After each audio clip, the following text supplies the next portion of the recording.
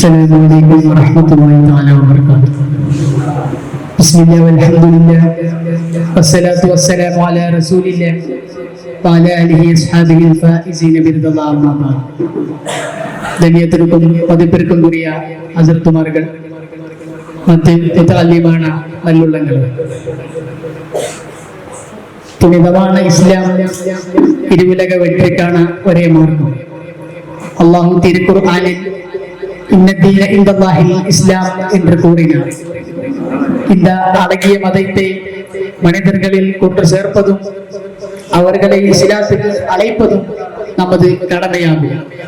இந்த புதிய வெர்ச்சல் உலகில் நாம் அதிகமான உண்மைகளை கற்றுக்கொள்வதோடு கூடி அதன் மைய கருத்துக்களை புரிய வைக்க வேண்டும். நாம் இன்று வாழ்ந்து கொண்டிருப்பது ஆல்பா தலைமுறையில் தான். அதாவது 2013 முதல் 2025 வரையான இந்த காலம். அதற்கு பிறகு பீட்டா தலைமுறை வரப்போகிறது. நாம் மிகவும் வேகமான அப்டேட்டடான தலைமுறையில் தான் சென்று கொண்டிருக்கிறோம். தொழில்நுட்பங்களால் விரும்பியுள்ள இந்த சமூகத்தில் நாம் புதிய சமூகத்துடன் தொடர்பு கொள்ள வேண்டும். இவர்கள் தங்கள் வாழ்வில் பெரும் பகுதியும் சமூக ஊடகங்களில், சோசியல் மீடியாக்களில் செலவழிக்கின்றனர். ബിസ്മില്ലാഹി വൽഹംദുലില്ലാഹി വസ്സലാത്തു വസ്സലാമു അലാ റസൂലില്ലാഹ്. ബഹുമാനപ്പെട്ട ഉസ്താദുമാരെ, എന്റെ ശബ്ദം ശ്രവിക്കുന്ന മുതഅല്ലിം സുഹൃത്തുക്കളെ, വിശുദ്ധ ഇസ്ലാം ഇരുലോക വിജയത്തിലേക്കുള്ള ഏകമാർഗമാണ്. ഖുർആനിൽ പറയുന്നത് ഇന്നദ്ദീന ഇൻദല്ലാഹിൽ ഇസ്ലാം എന്നാണ്. ഈ സുന്ദരമായ മതത്തെ ജനങ്ങളിലേക്ക് എത്തിക്കുകയും ഇസ്ലാമിലേക്ക് ജനങ്ങളെ ക്ഷണിക്കലും നമ്മുടെ ബാധ്യതയാണ്. ഈ വിർച്വൽ കാലത്ത് അപ്ഡേറ്റ് ആയിക്കൊണ്ടിരിക്കുന്ന വസ്തുതകളെ കുറിച്ച് പഠിക്കലും അവയെ മനസ്സിലാക്കുകയും അവയോട് ഉതകുന്ന രീതിയിൽ പ്രബോധനം ചെയ്യേണ്ടതുണ്ട്. നാം ഇപ്പോൾ ജീവിക്കുന്നത് ആൽഫ ജനറേഷനിലാണ്. അഥവാ 2013 മുതൽ 2025 വരെയുള്ള കാലയളവ്. അത് കഴിഞ്ഞ് ബീറ്റ ജനറേഷൻ ആരംഭിക്കുന്നു. അതുകൊണ്ട് തന്നെ ഏറ്റവും വേഗതയുള്ള, ഏറ്റവും അപ്ഡേറ്റ് ആയിക്കൊണ്ടിരിക്കുന്ന ഒരു തലമുറയിലൂടെയാണ് നാം കടന്നുപോയിക്കൊണ്ടിരിക്കുന്നത്. സാങ്കേതിക വിദ്യകളെ കൊണ്ട് നിറഞ്ഞു നിൽക്കുന്ന ഈ കാലത്ത് ഒരു പുതിയൊരു തലമുറയോടാണ് നമുക്ക് സംവദിക്കാനുള്ളത്. അവർ ജീവിതത്തിന്റെ സിംഹഭാഗവും ചെലവഴിക്കുന്നത് സോഷ്യൽ மீடியாக்களிലാണ്. எப்படி இவர்களெல்லாம் பிரச்சாரம் செய்ய வேண்டும்? இஸ்லாத்தினுடைய பிரச்சார வரலாற்றை எடுத்து ஆய்வு செய்யும் பொழுது நமக்கு தெளிவாகிறது. நாம் ஆய்வு செய்யும் சமூகத்துடைய சூழ்நிலைகளையும் பின்னணியையும் புரிந்த பின் நாம் அவர்களிடம் பிரச்சாரம் செய்ய வேண்டும். அதாவது மூசா நபி அலைஹிஸ்ஸலாம் பிரச்சாரம் செய்த சமூகம் இலக்கியத்தில் வேதையாக இருந்தது. அதனால் அதுக்கு ஏற்பமாகத்தான മുഅ്ജിസത്തുകളെ കാട്ടി അവர்களிடம் பிரச்சாரம் செய்தார். അതുകൊണ്ട് ഈസാ നബി അലൈഹിസ്സലാം അனுப்பப்பட்ட സമൂഹം മന്ദിരവാദികൾ, സാഹിര്യങ്ങൾ എന്നതാൽ அதற்கு ஏற்பமாகத்தான അത്ഭുതങ്ങളെ കാട്ടി ഈസാ നബി അലൈഹിസ്സലാം അവர்களிடம் பிரச்சாரம் செய்தார். അതുകൊണ്ട് നമ്മുടെ നായകൻ നബി മുഹമ്മദ് മുസ്തഫ സല്ലല്ലാഹു അലൈഹി വസല്ലം അവர்கள் பிரச்சாரம் செய்த சமூகம் இலக்கியத்தில் மேதையாக இருந்தது. அவர்களிடம் புனிதமான ഖുർആൻ മൂലം பிரச்சாரம் செய்து ഓടിയെ കൊണ്ടുവന്നത്. എങ്ങനെയായിരിക്കണം നാം അവരെ പ്രബോധനം നടത്തേണ്ടത്? ഇസ്ലാമിക പ്രബോധനത്തിന്റെ നാൾവഴികൾ പരിശോധിക്കുമ്പോൾ നമുക്ക് മനസ്സിലാകും. നാം സംവദിക്കുന്ന അഭിസംബോധിത വിഭാഗത്തിന്റെ സാഹചര്യങ്ങൾ മനസ്സിലാക്കിക്കൊണ്ടായിരിക്കണം നാം അവരെ പ്രബോധനം നടത്തേണ്ടത്. മൂസാ നബി അലൈഹിസ്സലാം പ്രബോധനം നടത്തിയിരുന്ന വിഭാഗം സാഹചര്യങ്ങളായതുകൊണ്ട് തന്നെ അവരോട് സംവദിക്കാൻ ഉതകുന്ന രീതിയിലുള്ള മുഅ്ജിസത്ത് കൊണ്ടായിരുന്നു മൂസാ നബി അലൈഹിസ്സലാം പ്രബോധനം നടത്തിയിരുന്നത്. അതുപോലെ തന്നെ വൈദ്യശാസ്ത്രത്തിൽ അഗ്രഗണ്യരായിരുന്ന ഒരു വിഭാഗത്തിലേക്കാണ് ഈസാ നബി അലൈഹിസ്സലാം വരുന്നത്. ഈസാ നബിയുടെ ചരിത്രത്തിൽ ധാരാളം മാറാവ്യാധി രോഗങ്ങളെ സുഖപ്പെടുത്തിയ സംഭവങ്ങൾ കാണാൻ കഴിയും.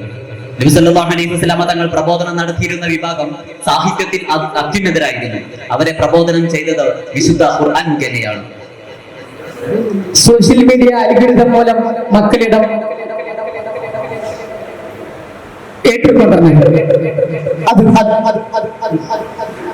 இதற்காக ஒரு தனி குழுவை உருவாக்கி தொழில் வாய்ப்புகளை பற்றி கற்றுக்கொள்வதற்கான அனைத்து வசதிகளும் அந்த குழுவிற்கு வழங்க வேண்டும். குறிப்பாக தொழில் ஆதார பாய்வுகள் புதிய கால பிரச்சாரத்துக்கு வழிவகுக்குது.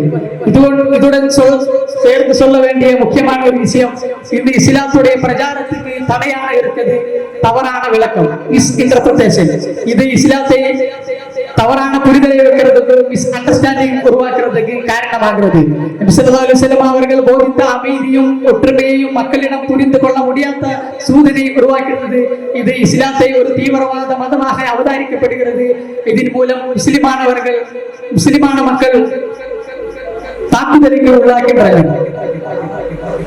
സോഷ്യൽ മീഡിയ അൽഗോരിതങ്ങൾ ആളുകളെ കൂടുതൽ ആകർഷിക്കാൻ കാരണമാകുന്നുണ്ട്.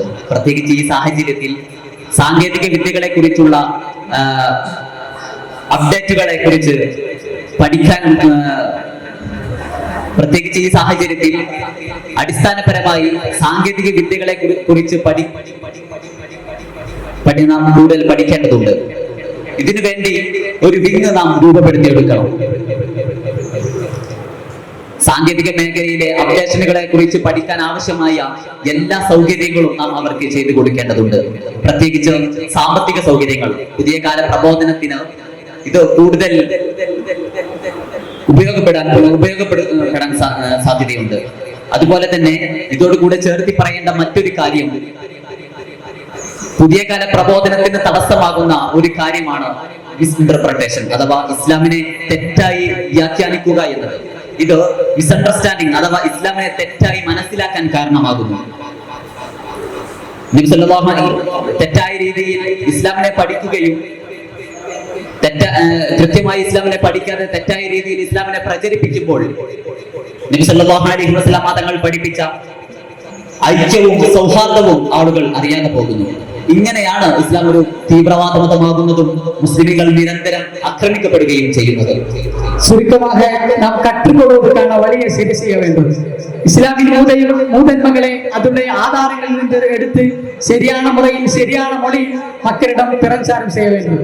சோசியல் மீடியா இந்த புதிய உலகில் மிக கருவியாக உள்ளது. அதனால் எந்த நேரத்திலும் எந்த நிலையிலும் அவர்களிடம் பிரச்சாரம் செய்ய முடியும். 20ஆம் நூற்றாண்டிலே ஒரு இங்கிலீஷ் எழுத்தாளர் T.S. Eliot கேட்ட ஒரு கேள்வியை கூறி நான் முடிக்கிறேன். Where is the wisdom? We have lost in knowledge. Where is the knowledge? We have lost in information. அறிவில் நாம் இழந்த விவேகம் எங்கே, தகவல்களில் நாம் இழந்த அறிவு எங்கே? நான் என் கருத்துக்களை முடிக்கிறேன். ചുരുക്കത്തിൽ നാം പഠിക്കുന്ന റൂട്ട് ശരിയാക്കണം. ഇസ്ലാമിന്റെ പ്രാഥമിക സോഴ്സുകളിൽ നിന്ന് പഠിക്കുകയും അതിന്റെ തനിമ ഒട്ടും നഷ്ടപ്പെടാത്ത രൂപത്തിൽ നല്ല ഭാഷയും ആശയങ്ങളും ഉൾക്കൊള്ളിച്ച് ജനങ്ങളിലേക്ക് എത്തിക്കാൻ നമുക്ക് സാധിക്കേണ്ടതുണ്ട്. പുതിയ കാല സോഷ്യൽ മീഡിയ പ്ലാറ്റ്ഫോമുകൾ ഉപയോഗപ്പെടുത്തി നമുക്ക് പ്രബോധനം നടത്താൻ സാധിക്കണം. പുതിയ കാലത്ത് സോഷ്യൽ മീഡിയ എന്നുള്ളത് ഒരു തടസ്സമാകുന്നില്ല. ഏത് സമയത്തും ഏത് രൂപത്തിലും നമുക്കതിനെ ഉപയോഗപ്പെടുത്താൻ സാധിക്കും.